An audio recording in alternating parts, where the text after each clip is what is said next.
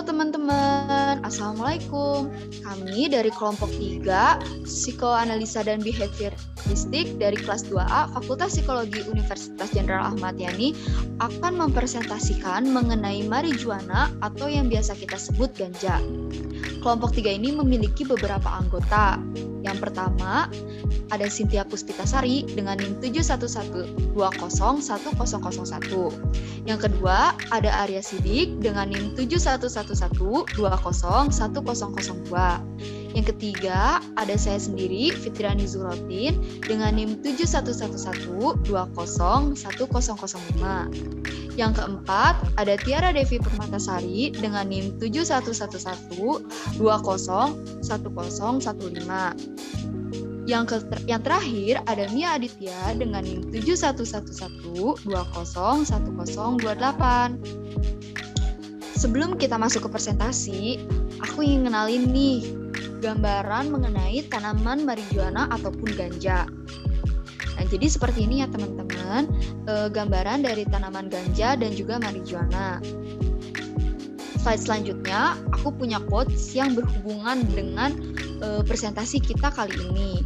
Quotes-nya itu berisi, I'm not addicted to alcohol or drugs, but I'm addicted to escaping reality. Yang artinya, saya tidak tertarik dengan drugs ataupun alkohol, tetapi saya tertarik dengan kecanduan dengan lari dari kenyataan.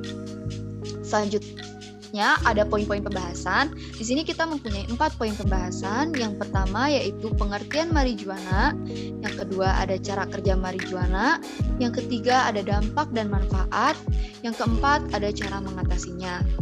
Yuk kita langsung aja ke poin pembahasan yang pertama mengenai pengertian marijuana yang akan disampaikan oleh rekan saya yaitu Tiara Devi. Pada Tiara saya persilakan.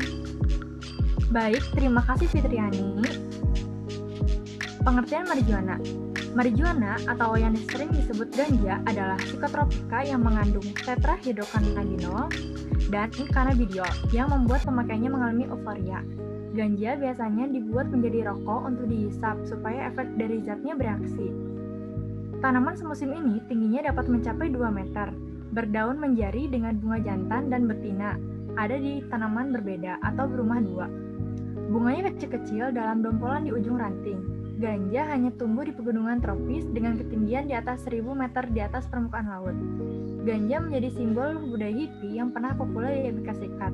Hal ini biasanya dilambangkan dengan daun ganja yang berbentuk khas.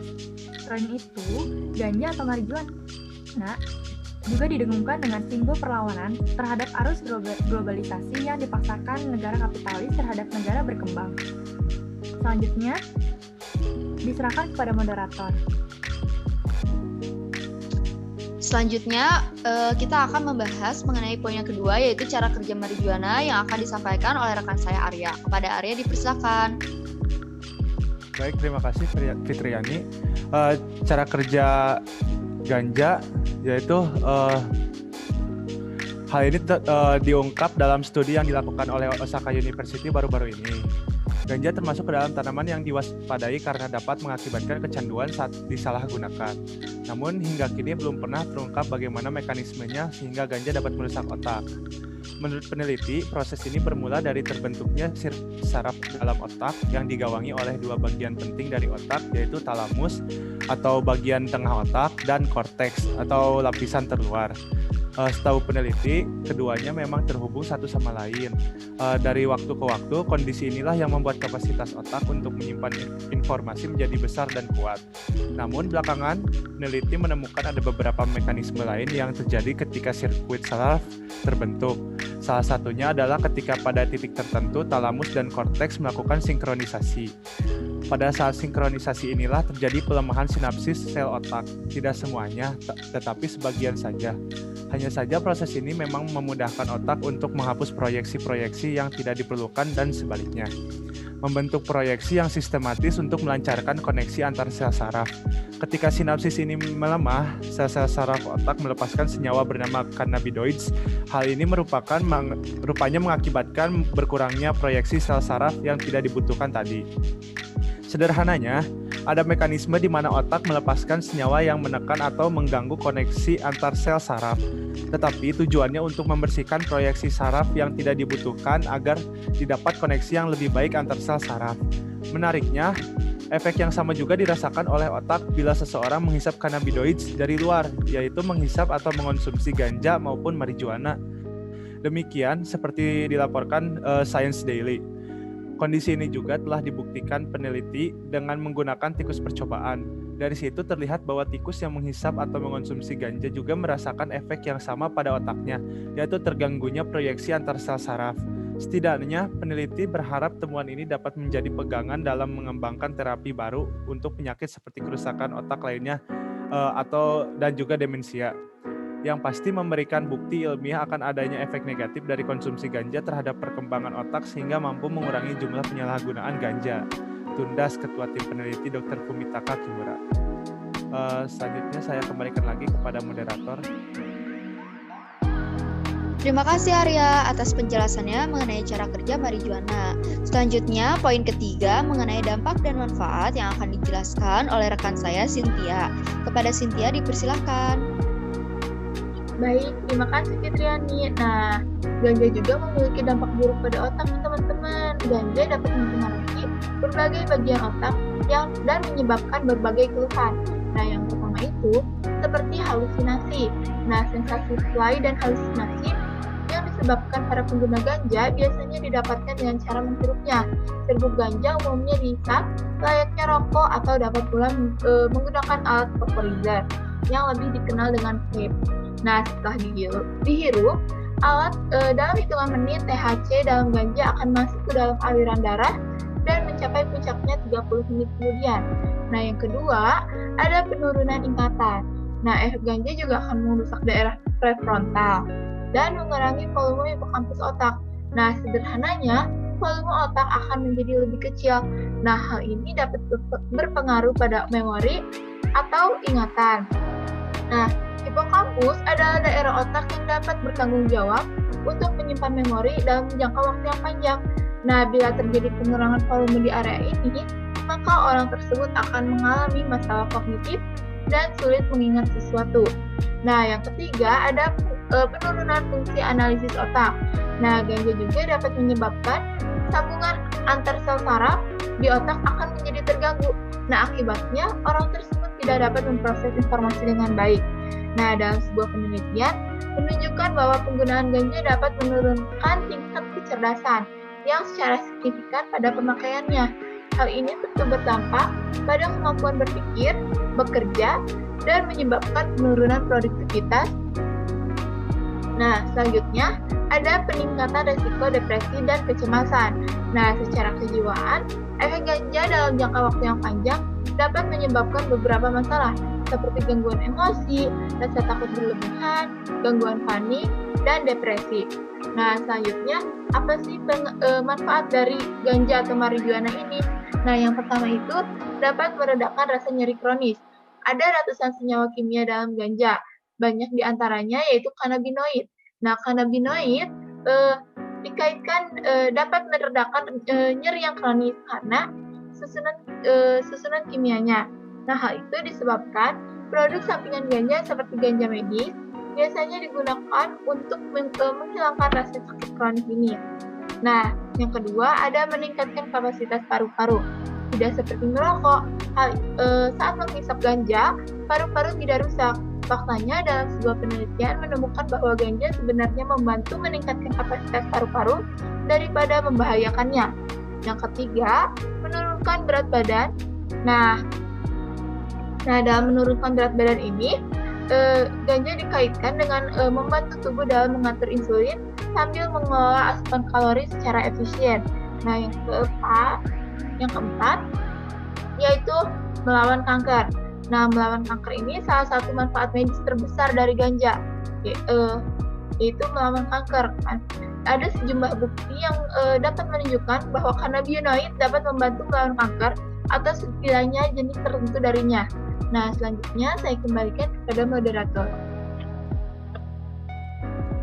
Terima kasih Cynthia atas penjelasannya mengenai dampak serta manfaat marijuana. Nah, sekarang poin terakhir kita akan membahas mengenai cara mengatasi ketika seseorang telah mengkonsumsi ganja. Yang akan disampaikan oleh rekan saya, Mia Aditya. Kepada Mia, saya persilakan. Baik, terima kasih kepada Fitriani. Nah, ganja ini kan termasuk narkoba ya teman-teman, maka setiap negara melakukan upaya terbaiknya untuk memerangi narkoba, khususnya Indonesia. Diperkirakan sekitar 1,2 juta orang di Indonesia memakai narkoba atau sekitar 0,50% dari total populasi, menurut laman Indonesia Investment. Lalu, adakah cara mengatasi kecanduan narkoba sampai sembuh total? Tentu saja ada. Selain diiringi dengan niat dan kesungguhan hati, berikut ada beberapa cara untuk mengatasinya.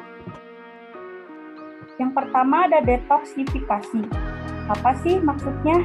Nah, dalam perawatan pemulihan diri dari narkoba ini melibatkan pembersihan tubuh dari zat-zat berbahaya. Detoksifikasi akan membantu dalam proses melepaskan diri dari kecanduan yang menyakitkan. Detox bisa dilakukan dalam beberapa hari hingga 1 minggu. Setelah penggunaan narkoba berhenti akan membuat mereka sakau. Ini terjadi karena penghentian pemakaian narkoba secara mendadak atau menurunnya dosis narkoba yang biasa digunakan. Obat-obatan tertentu digunakan agar gejala sakau tidak terasa menyakitkan. Selanjutnya ada konseling atau terapi. Setelah detoksifikasi dilakukan, kini giliran terapi konseling dan perilaku. Tetapi ini bisa dilakukan secara privasi antara pasien dan terapis. Dilakukan dalam kelompok hingga melibatkan anggota keluarga. Beberapa jenis terapi ini meliputi terapi kognitif perilaku, terapi keluarga multidimensi, dan wawancara motivasi.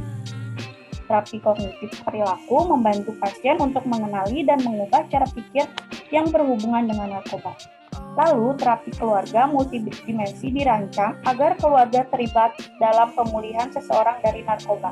Sementara, wawancara motivasi memaksimalkan kemauan individu untuk berubah dari memotivasi secara positif. Selanjutnya, yaitu ada program rehabilitasi. Rehabilitasi merupakan pengobatan jangka panjang untuk gangguan dan kecanduan zat psikotropika terlarang. Rehabilitasi dilakukan untuk melepaskan diri dari ketergantungan zat psikoaktif seperti alkohol, ganja, kokain, heroin, dan lain sebagainya. Dengan rehabilitasi, seseorang bisa bebas dari narkoba, tentunya setelah dibarengi dengan niat dan kesungguhan hati untuk melepaskan diri. Dan yang terakhir yaitu dukungan. Perlu dukungan penuh dan dilarang memberi stigma atau penghakiman. Bukan hanya keluarga, pasangan atau teman terdekat saja yang perlu memberi dukungan ke mantan pecandu narkoba ini. Tetapi dukungan juga perlu diberi dari masyarakat umum. Terkadang penghakiman, stigma, dan label yang diberi oleh masyarakat justru membuat mantan pecandu hidup dalam rasa takut dan tidak nyaman. Mungkin sekian dari saya kembalikan kepada moderator.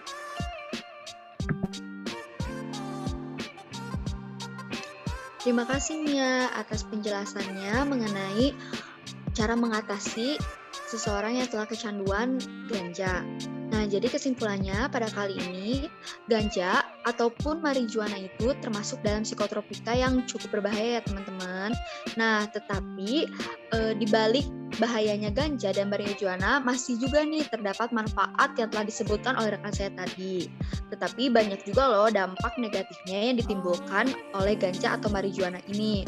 Nah, di Indonesia sendiri penggunaan ganja atau marijuana itu masih sangat ilegal tentunya karena ganja ini masih menyebar luas dan disebarkan oleh oknum-oknum yang tidak bertanggung jawab.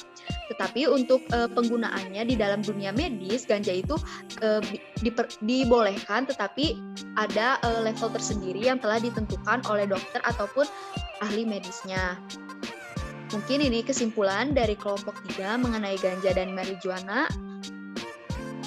Saya sebagai perwakilan dari kelompok 3 mengucapkan terima kasih atas perhatian dari teman-teman semua. Sampai berjumpa di lain waktu.